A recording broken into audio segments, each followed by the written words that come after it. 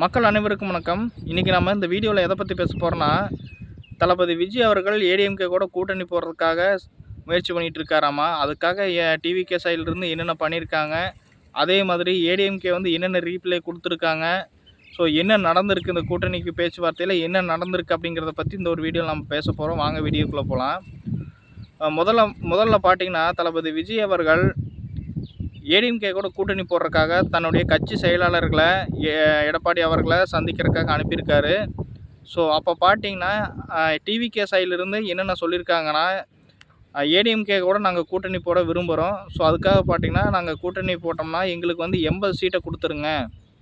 So TVK சைடில் வந்து எங்களுக்கு 80 சீட்டு வேணும், 80 சீட்டை கொடுத்துருங்க.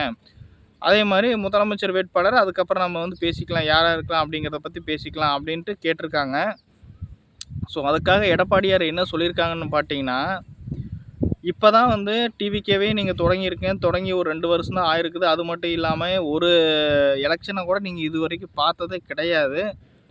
ஸோ ஒரு எலெக்ஷனை கூட பார்க்காத ஒரு புதிய கட்சி நீங்கள் 80 சீட்டு கேட்டிருக்கீங்க. இது 10க்கு பார்த்தீங்கன்னா உங்கள் கட்சியினுடைய சின்னம் கூட இன்னும் முடிவாகலை. ஸோ கட்சியுடைய ஒரு சின்னம் கூட முடிவாகாத ஒரு கட்சி. ஸோ நீங்கள் வந்து எங்கள் கூட கூட்டணி வச்சுக்கிட்டிங்கன்னா இதுக்காக வந்து நாங்கள் 80 சீட்டெல்லாம் கொடுக்க முடியாது. நீங்கள் ஜெயிப்பீங்களா இல்லையா, எத்தனை சீட்டை வாங்குவீங்க அப்படிங்கிறது எதுவுமே தெரியாது. ஸோ ஒரு எலெக்ஷன் கூட நீங்கள் பார்க்கல, உங்களுடைய கெப்பாசிட்டி என்னங்கிறது கூட எதுவுமே இது வரைக்கும் வெளியே வரல.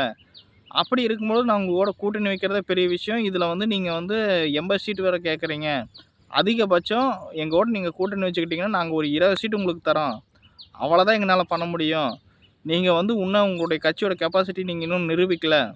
ஸோ அப்படி இருக்கும் பட்சத்தில் நாங்கள் எங்களால் வந்து எல்லா சீட்டையும் எங்களால் இழக்க முடியாது.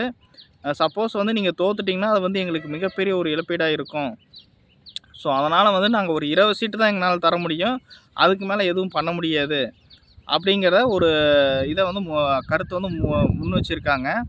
அது மட்டும் இல்லை, இன்னொரு விஷயம் பார்த்தீங்கன்னா, இந்த டிவிக்கு என்ன பண்ணியிருக்காங்கன்னா, இந்த பாஜக வந்து எங்களுக்கு வந்து ஒரு பிளவுவாத அரசியல் ஏற்படுத்தக்கூடிய ஒரு எதிரி. ஸோ அதனால் வந்து நாங்கள் பாஜக கூட கூட்டணி வைக்க மாட்டோம். அதே மாதிரி ஏடிஎம்கேவான நீங்கள் வந்து பாஜக கூட கூட்டணி வச்சுருக்கீங்க. ஸோ பாஜகவோட கூட்டணியிலிருந்து நீங்கள் விலகி எங்களோட வந்து கூட்டணி வச்சுக்கோங்க. ஸோ பாஜக கூட நீங்கள் கூட்டணி வச்சுருக்கிற வரையும் உங்களோட எங்களால் கூட்டணி வச்சுருக்க முடியாது. ஸோ அதனால் நீங்கள் பாஜக விட்டு வெளியே வந்துடுங்க, எங்கள் கூட கூட்டணி போட்டுக்குங்க அப்படின்னு சொல்லி கேட்டிருக்காங்க. இதுக்காக எடப்பாடியார் வந்து என்ன ரீப்ளை கொடுத்துருக்காராமா, பிஜேபியை பொறுத்த வரைக்கும் நாங்கள் வந்து போன ஆட்சியிலேயே நாங்கள் வந்து கூட்டணி போட்டிருக்கோம். ஸோ இந்த தடவையும் நாங்கள் கூட்டணி போட்டு தான் நாங்கள் வந்து வின் பண்ணுவோம். ஸோ பிஜேபி கூட நாங்கள் ஸ்ட்ராங்காக கூட்டணி வச்சுருக்கோம். எங்களுக்குள்ளே வந்து ஒரு ஸ்ட்ராங்கான ரிலேஷன்ஷிப் இருக்குது. ஸோ நீங்கள் வந்து இப்போ வந்த கட்சி, உங்களை நம்பி நாங்கள் அந்த கட்சியை கைவிட முடியாது. எங்களுக்கு ஏதோ ஒரு பிரச்சனைனா அவங்க தான் வந்து முதல்ல வந்து நிற்பாங்க.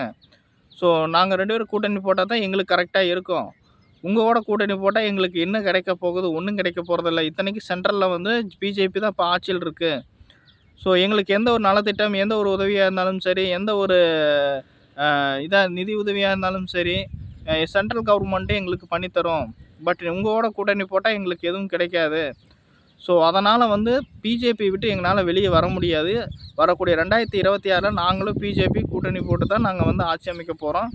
ஸோ உங்களுக்கு விருப்பம் இருந்தால் நீங்கள் சேர்ந்துக்குங்க. அதே மாதிரி உங்களுக்கு நாங்கள் 20 சீட்டு தான் தர முடியும், அதுக்கு மேலெலாம் தர முடியாது அப்படிங்கிறத தெளிவாக எடப்பாடி அவர்கள் வந்து தெரிவிச்சிட்டாராமா. ஸோ இதனால் வந்து இப்போ வந்து தளபதி விஜய் அவர்கள் ஏமாற்றம் அடைஞ்சதாகவும், அவர் வந்து ஒரு விரக்தியில் இருக்கிறதாகவும் வந்து ஒரு நியூஸு. ஏன்னா டிஎம்கேவை எதிர்த்து தளபதி விஜய் அவர்களால் தனித்து போட்டியிட முடியாது அப்படிங்கிற ஒரு மனநிலை இப்போ தளபதி விஜய் அவர்களிடம் இருக்குது.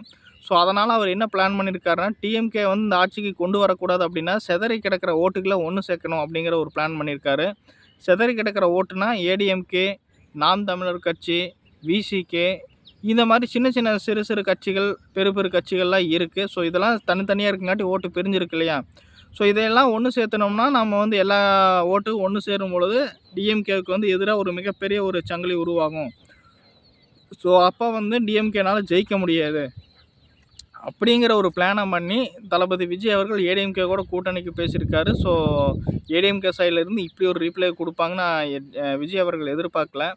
ஆக்சுவலி தளபதி விஜய் அவர்கள் முதல்ல வந்து செஞ்ச தப்பு என்னென்னா, மற்ற கட்சியிலிருந்து ஆட்களை நம்ம கட்சிக்கு வந்து சேர்க்கணும் அப்படின்னு அவர் நினச்சது தான். அது வந்து மிகப்பெரிய தவறு.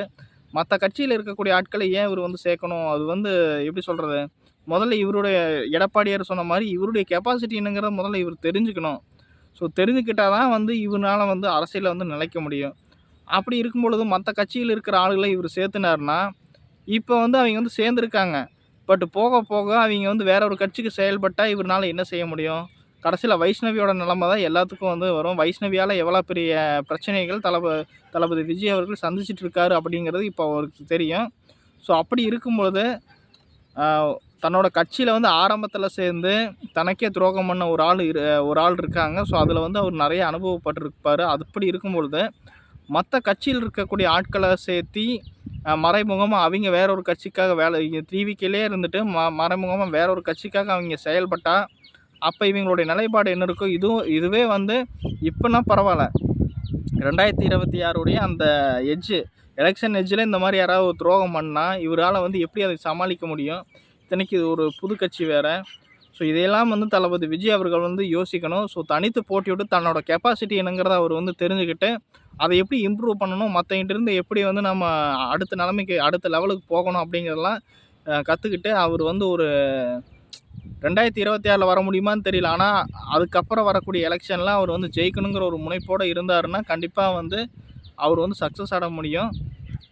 ஸோ அவர் வந்து கூட்டணியை விட்டுட்டு தனித்து போட்டியிடணும். மத்த கட்சியில இருக்கிற ஆட்கள தன்னுடைய கட்சியில இணைக்கிறத முதல்ல அவர் நிப்பாட்டணும். தனக்கான அவருடைய கொள்கையான ஒவ்வொரு வீட்லேருந்தும் ஒவ்வொரு ஆள வந்து சேர்க்கிற அந்த கொள்கை வந்து ஒரு நல்ல கொள்கை. ஸோ அதுக்கான முயற்சி எடுத்துட்டு, அதே மாதிரி இந்த சர்க்கார் திரைப்படத்தில பார்த்தீங்கன்னா, இந்த ஒவ்வொரு தொகுதியிலயும் இந்த சமூக ஆர்வலர்கள வந்து எடுத்து நிப்பாட்டுவாங்க எலக்ஷனுக்காக. ஸோ அந்த மாதிரி இவர் வந்து பண்ணாருன்னா, இன்னும் நல்லாயிருக்கும், சிறப்பா இருக்கும் அப்படிங்கிறது என்னுடைய கருத்து. ஸோ தளபதி விஜய் அவருடைய கூட்டணி பத்தின உங்களுடைய கருத்துக்கள கமெண்ட் செக்ஷன்ல சொல்லுங்க. மறக்காம இந்த வீடியோக்கு லைக் பண்ணிட்டு என்னோட சேனல சப்ஸ்கிரைப் பண்ணுங்க. நான் மீண்டும் அடுத்த ஒரு டாபிக்கோட உங்கள சந்திக்கிறேன். நன்றி, வணக்கம்.